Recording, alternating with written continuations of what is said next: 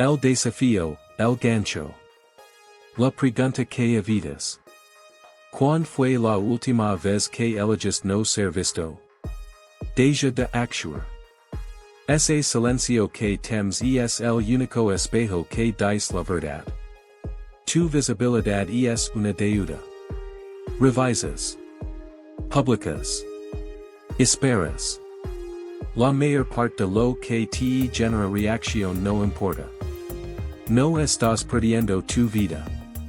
La estás gastando en personas que no notarían tu ausencia, hasta que te quedes fuera. El desafío de 7 días. Sin explications. Sin publications. Sin pruebas de vida. Si tu paz no puede sobrevivir una semana sin aplausos, realmente la posas, o solo la alquilas de otros. La prueba real comienza ahora. Deja que se pregunten. Deja que el silencio se alargue. Desaparece por 7 días. Observa quien espera. Observa que permanece. El chequeo de realidad, de lo que realmente temes. El miedo debajo del ruido. Que te atera más, estar solo, o dar cuenta de lo poco que importas para el ruido. La mayoría de la gente no te extraña. Extraña la distracción que les proporcionas. Piensa en eso. Cuando dejas de alimentar la máquina, alguien pregunta por ti. O simplemente buscan otra fuente de ruido. Eres convenient, no valorado. No te extrañan. Te usan. No te valoran. Eres convenient. Estas son palabras duras. Pero las palabras duras sanan. Perseguir la aprobación es un contrato que firmaste solo. La otra parte nunca aceptó. No prometo devolver las llamadas. No juro extrañar cuando te apartaras. Todo eso lo imaginaste porque sentir necesario es pericia al amor. Dos caminos, una sola elección. Mira los dos caminos. De un lado, la búsqueda externa. Fama. Respuestas. Invitations. El alcance constante por una palmada en la espalda. Del otro lado, el orden interno. Paz. Enfoque. Disciplina. Uno te convierte en un mendigo. El otro te convierte en una fortaleza. No puedes servir a ambos. El mendigo pregunta, ¿me ves? La fortaleza dice, ya estoy completo. La desaparición no es perdida, es prueba. Tu ausencia no es abandono. Es un experimento de amor propio. El filósofo estoico Epicteto dijo que no perdemos cosas, las devolvimos. Has estado devolviendo tu tiempo, tu atención, tu silencio a cualquiera que lo pidiera. Ahora lo recuperas. Eso no es crueldad. Es limpiar la casa. Pero la teoría es barata. Recorramos los 7 días. Día 1 to 2, la abstinencia. La picazón que no puedes rascar. El día 1 se siente como una picazón que no puedes rascar. Tu mano busca el teléfono que no está. Esa incomodidad no es dolor. Es abstinencia. Y la abstinencia es prueba de cadenas. No notabas las cadenas porque eran cómodas. Ahora tirán. Ese tirán es tu primera lección. Nombra la incomodidad. Ansiedad. Aburrimiento. El impulso de explicar tu silencio a nadie. Quieres anunciar tu desaparición. Quieres decir, estoy bien. Volveré pronto. Ese impulso demuestra que nunca poseíste tu paz. Solo la temes prestada de testigos. Un hombre que necesita decirle a todos que está tranquilo no está tranquilo. Está actuando. La mayoría falla aquí. La mayoría de la gente abandona el segundo día. Rompen el silencio por un simple, me gusta. Por un mensaje. Por el sonido de su propio nombre. Eso no es fracaso de la disciplina. Es la adicción revelándose. La aprobación no es puedes vivir sin ella. Pero tus hábitos gritan lo contrario. Escucha esos gritos. Te están diciendo exactamente que es lo que te posee. Deja que arda. Deja que el silencio arda. No te estás muriendo. Tu ego sí. Quédate. No expliques. No regreses. Para el tercer día, algo cambia. El emperador romano y maestro estoico Marco Aurelio escribió que tienes poder sobre tu mente, no sobre los eventos externos. Comprende esto y encontrarás fuerza. El tercer día es donde comienza esa comprensión. Día 3 to 5, la claridad. El cambio que sientes. Menos reactivo. Menos actuado. Más presente. El ruido exterior finalmente deja de coincidir con el ruido interior. No arreglas nada. Solo dejaste de añadir combustible. Piensa en un fuego. No se apaga de golpe. Se apaga cuando dejas de echar ramas. Tu ansiedad es ese mismo fuego. La pregunta sin audiencia. Sin audiencia, ¿quién eres? Sin una historia que publicar, ¿qué queda? Si la respuesta te asusta, bien. Ese miedo es el comienzo de poser de ti mismo. La mayoría de la gente nunca se hace esa pregunta porque tiene la respuesta. Lenin cada momento de silencio con sonido. Publican a través del dolor. Pero tú te quedas en silencio. Ahora escuchas la respuesta. Tu mente es una habitación cerrada. Tu mente es una habitación. Durante años, dejaste que cualquiera entrara. Cada opinión.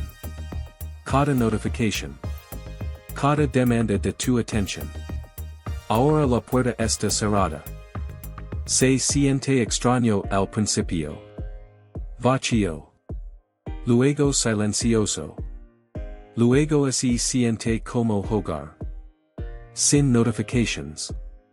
Sin comparations. Sin falsas emergencias. Esto es lo que los estoicos llamaban la ciudadela interior, una fortaleza que nadie puede asaltar a menos que tú abras la puerta. Lo que aparece en el silencio. Prioridades reales. Viejas heridas. Horas desperdiciadas.